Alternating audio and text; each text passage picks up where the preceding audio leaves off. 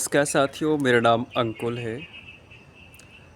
साथियों, भरा नहीं भावों से जिसमें बहती रसधार नहीं, वह हृदय नहीं पत्थर है जिसमें स्वदेश का प्यार नहीं।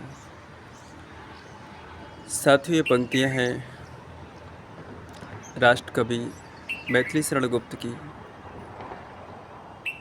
और ये सुंदर जो मेरे पीछे का वातावरण देख रहे हैं, इसको देख कर के मुझे ये पंक्तियाँ याद आई। साथियों, हम ऐसे देश में रह रहे हैं, इतने खूबसूरत माहौल पे हमारे यहाँ इतने विविधताओं में भी एकता और प्राकृतिक वातावरण इतना खुशहाल है, सब कुछ हरा भरा और धन धान्य से समृद्ध हमारा देश है। बेशक इस देश में एक ऐसा भी वर्ग है जिसे खाने के लिए दो वक्त की रोटी के लिए भी बहुत ही जद्दोजहद करनी पड़ती है, बहुत ही ज़्यादा परिश्रम करना पड़ता है। लेकिन यह देश किसी प्रकार से संसाधनों से कहीं भी अपूर्ण नहीं है। बस आवश्यकता है कि उस संसाधनों का हम सीमित उपयोग करके और पूरे समाज के लिए, पूरे जनमानस के हितार्थ उसका उपयोग करेंगे तो इसका लाभ हर किसी को मिल पाएगा। देश अपने विकसित होने की एक लंबी विकास यात्रा कर रहा है और उसमें उसे कई कठिनाइयों, कई चुनौतियों का सामना करना पड़ रहा है। साथियों, एक विषय जो मेरे सामने है, जिसमें मैं आप सबसे डिस्कस करना चाहूँगा कि हम एक जनतांत्रिक, लोकतांत्रिक व्यवस्था से बंधे हुए हैं और इतने बड़े देश में किसी न किसी भूभाग पे, किसी न किसी क्षेत्र पे अशांति जैसी स्थिति बनी रहती है।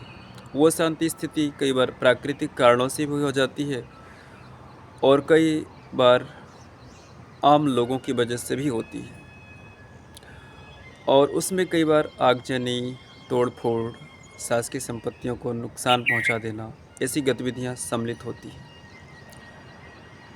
साथियों, जब भी किसी भी चीज़ का हास हो, यदि व्यक्तिगत रूप से किसी व्यक्ति का हास होता है या नुकसान होता है तो उसको भी क्षति पहुंचती है। लेकिन जब राष्ट्र का हास होता है तो यह हास सिर्फ व्यक्ति का नहीं माना जाता, पूरे देश का माना जाता है।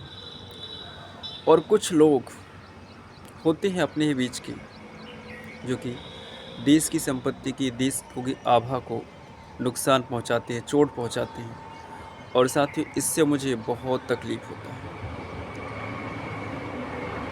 क्योंकि देश सुखी रहेगा, देश सुरक्षित रहेगा, तो हम और आप सब सुरक्षित रहेंगे और हम और सब आपकी खुशी का कारण यही है कि हमारा देश खुश है, हमारे देश में सब कुछ सही चल रहा है, तो हम विकास करेंगे, फलेंगे, फूलेंगे।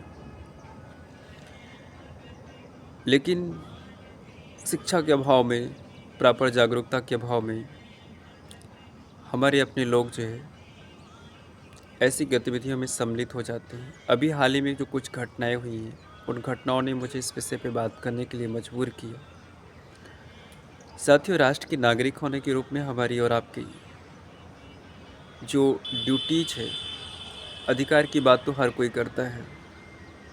अपने अधिकारों के लिए आपस में ही वो इतने द्वंद्वात्मक रिश्ते बना लेते हैं और इसके साथ साथ कोर्ट और कानून के भी रास्ते, उसका भी सहारा लोग लेते हैं।